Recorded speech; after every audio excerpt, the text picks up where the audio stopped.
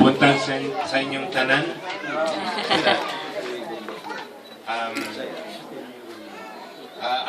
ako nga nagrepresenta sa EGIP Foundation. Nagpasalamat gyud na dako sa inyong tanan sa maayo nga pagdawat sa amo. Karon kay magsugod na man kita sa second phase sa ato ang proyekto.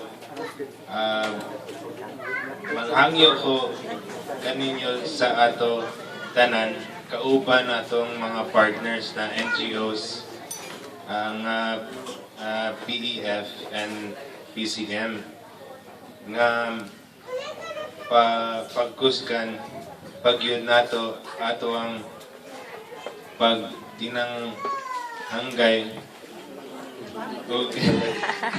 Pasensya na akong Bisaya di kayo kayo na okay lang.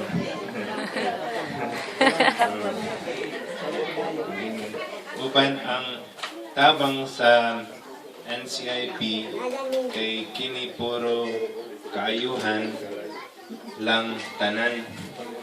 Hinaot nga malambuson yun ni at atong proyekto aron mas daghan pa ato ang matabangan dili lamang sa ato ang kaugalingon para sa pero sa nausab sa mga umaabot na henerasyon.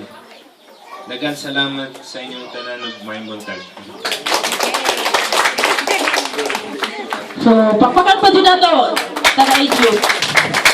Salamat sa Ginoo kay ipadala sila diri sa Pilipinas para magtabang sa ato ang mga tribo. Lupig na tao. Lupig na ba?